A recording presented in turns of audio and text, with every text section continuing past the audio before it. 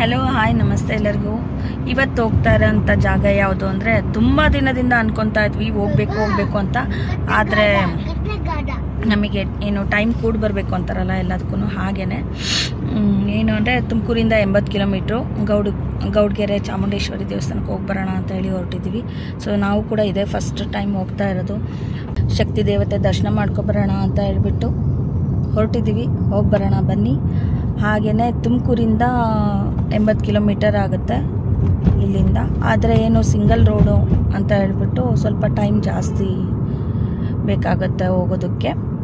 So ಅಲ್ಲಿ ಹೋದ್ಮೇಲೆ ದೇವಸ್ಥಾನ ಹೇಗಿದೆ ಏನು ಅಂತ ಹೇಳ್ಬಿಟ್ಟು ವಿಡಿಯೋ ಮಾಡೋಣ, ಆದಷ್ಟು ಮಾಡ್ತೀನಿ.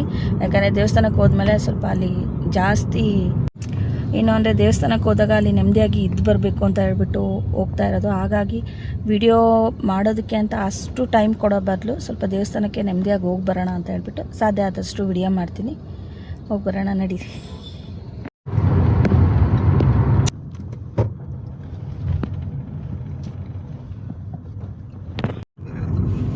ನೋಡಿ, ಇಲ್ಲಿ ಲೆಫ್ಟ್ಗೆ ಟರ್ನ್ ಆಗಬೇಕಾಗುತ್ತೆ. ಮದ್ದೂರು ಹೋಗೋಂಗಿಲ್ಲ, ಮದ್ದೂರಿಗಿಂತ ಮುಂಚೆನೇ ಲೆಫ್ಟ್ ಟರ್ನ್ ಆದರೆ ಗೌಡ್ಗೆರೆ ಊರು. ಇಲ್ಲಿಂದ ಕೇವಲ 5 ಕಿಲೋಮೀಟ್ರ್ ಮಾತ್ರನೇ ಇಲ್ಲಿಂದ ದೇವಸ್ಥಾನ.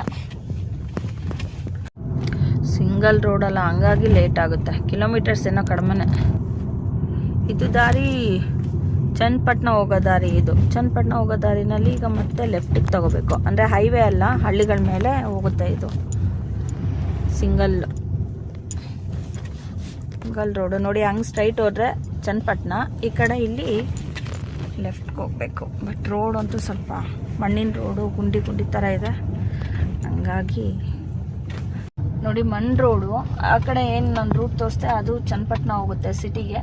ಈ ಕಡೆ ಹೋದರೆ ಗೌಡ್ಗೆರೆ. ಇಲ್ಲಿಂದ 1 ಕಿಲೋಮೀಟರ್ ಅಷ್ಟೇ ಗೌಡ್ಗೆರೆ ಚಾಮುಂಡೇಶ್ವರಿ ದೇವಸ್ಥಾನ ಇರೋದು.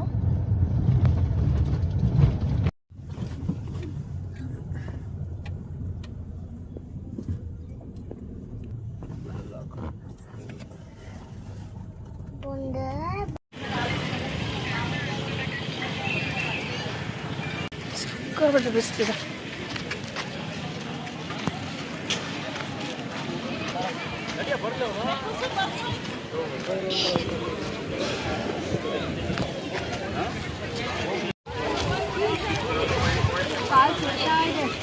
ಬನ್ನಿ ಬೇಗ ನೀವು.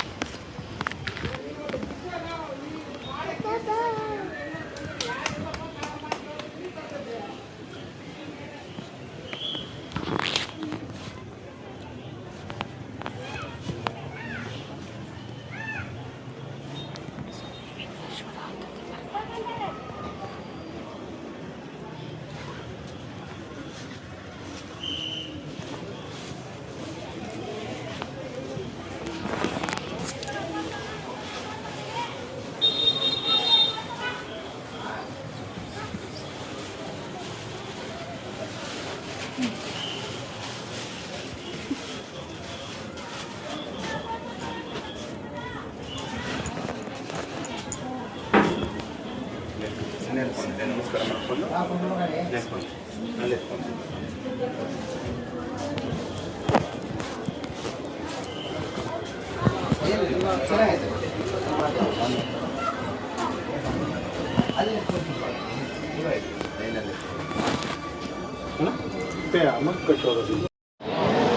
ಏನು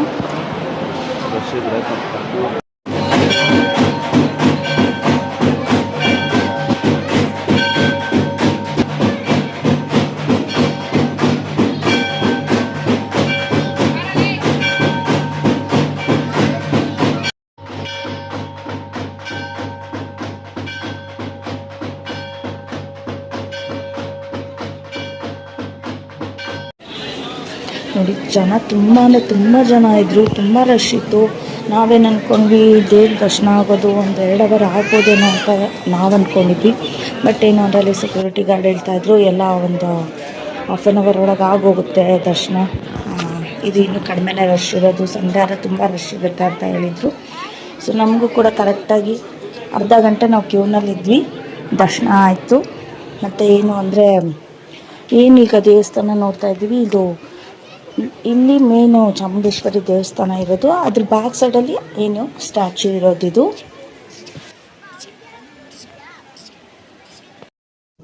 ಇಲ್ಲಿ ನೋಡಿ, ಇದು ದೇವಸ್ಥಾನದ ಹಿಂಭಾಗಕ್ಕೇ ಇರೋದು, ಅಂದರೆ ಗೋಡೆಗೆ ಅಟ್ಯಾಚ್ ಆಗಿನೇ ಇದೆ. ಉದ್ಭವ ಆಂಜನೇಯ ಸ್ವಾಮಿ ಇದ್ದಿದ್ದು ಮೂರ್ತಿ ಇರೋದು, ನೋಡಿದ್ರೇ ಗೊತ್ತಾಗುತ್ತೆ ನೋಡಿ, ಆಂಜನೇಯ ಸ್ವಾಮಿದು ಅದು ಉದ್ಭವ ಮೂರ್ತಿ. ಅಲ್ಲಿ ಏನು ಅಂತಂದರೆ ನಮಗೆ ಅಲ್ಲಿ ಕಾಯಿನ್ಗಳನ್ನ, ಅಂದರೆ ನಾವೇನೇ ಅಂದ್ಕೊಂಡು ಕಾಯಿನ್ನ ಅದಕ್ಕೆ ಇಟ್ಟರೆ ಆ ದೇವ್ರ ಮೇಲೆ ಅಂಟ್ಕೊಳ್ಳುತ್ತೆ. ನಾವು ಅಂದ್ಕೊಂಡಿರೋ ಕೆಲಸ ಆಗುತ್ತೆ ಅನ್ನೋದಾದರೆ ಸಲೀಸಾಗಿ ಸುಲಭವಾಗಿ ಅಂಟ್ಕೊಳ್ಳುತ್ತೆ. ಕೆಲವರು ಏನು ಅಂದರೆ ತುಂಬ ಟ್ರೈ ಮಾಡೋರು, ಸ್ವಲ್ಪ ಈ ಥರ ಎಲ್ಲ ಗ್ರಿಪ್ಪು ಸಿಗೋ ಹತ್ರ ಅಂತ ಎಲ್ಲ ಹಿಂಗಿಟ್ಟರು ಕೂಡ ನಿಂತ್ಕೋತಾ ಇರಲಿಲ್ಲ. ಕೆಲವರು ಹಂಗೆ ಅಂದ್ಕೊತಿದ್ರು, ಕೆಲವರು ಇಡೋ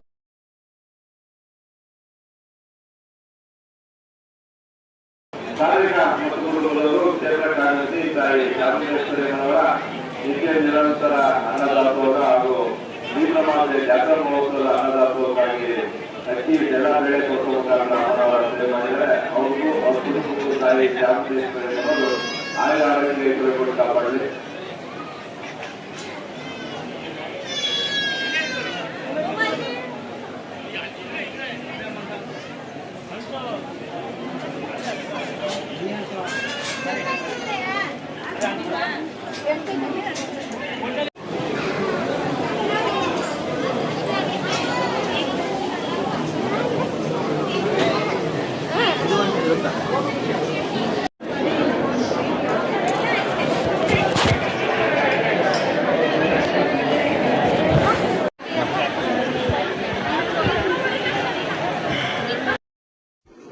ನೋಡಿ, ಚಾಮುಂಡೇಶ್ವರಿ ದೇವಿ ಸ್ಟ್ಯಾಚ್ಯೂ ಏನಿದೆ ದೂರದಿಂದ ನೋಡಲಿಕ್ಕೆ ಎಷ್ಟು ಚೆನ್ನಾಗಿ ಅನಿಸುತ್ತೆ. ಹತ್ರ ಹೋಗ್ತಿದ್ದಂಗೆ ಕೂಡ ತುಂಬ ಅಂದರೆ ತುಂಬಾ ಚೆನ್ನಾಗಿ ಅನಿಸ್ತು ಮಾತ್ರ.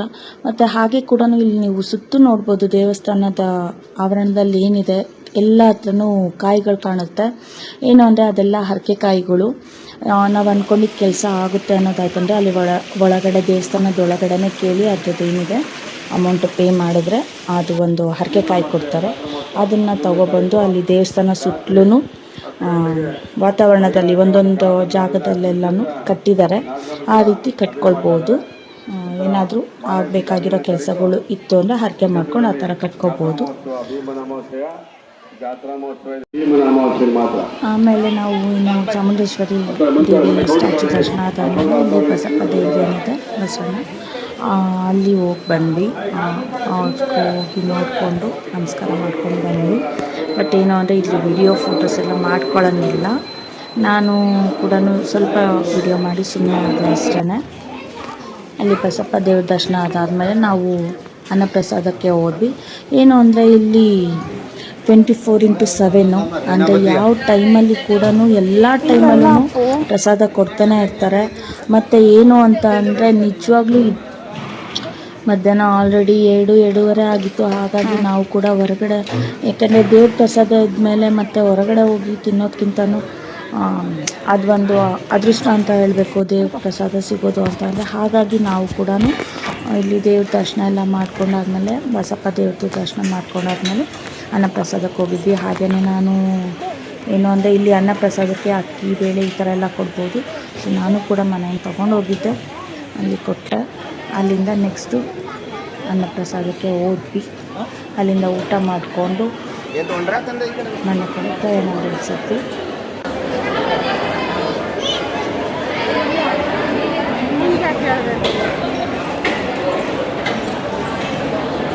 ಅನ್ನದ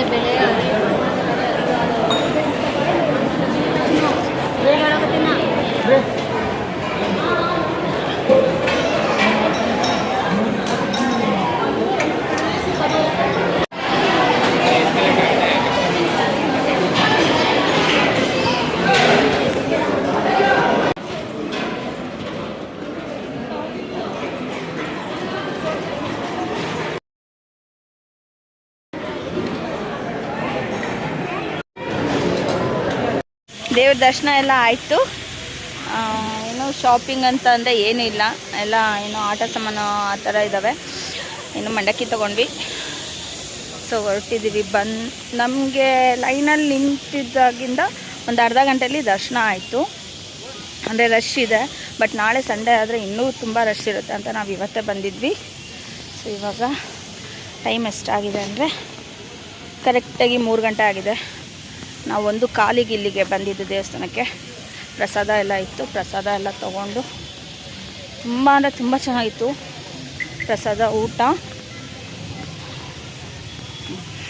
ಸೊ ತುಮಕೂರು ಕಡೆ ಪ್ರಯಾಣ ಇವಾಗ. ಹಾಗೆ ನನ್ನ ಚಾನಲ್ಗೆ ಯಾರೆಲ್ಲ ಸಬ್ಸ್ಕ್ರೈಬ್ ಮಾಡ್ಕೊಂಡಿಲ್ಲ ದಯವಿಟ್ಟು ಸಬ್ಸ್ಕ್ರೈಬ್ ಮಾಡ್ಕೊಳ್ಳಿ, ಸಪೋರ್ಟ್ ಮಾಡಿ. ಇನ್ನೂ ಒಳ್ಳೆ ಕಂಟೆಂಟ್ ಇರೋ ವಿಡಿಯೋಸ್ ಹಾಕ್ತಾ ಇರ್ತೀನಿ ಅಂತ ಹೇಳ್ಬಿಟ್ಟು ಈ ವಿಡಿಯೋನ ಇಲ್ಲಿಗೆ ಎಂಡ್ ಮಾಡ್ತಾಯಿದ್ದೀನಿ.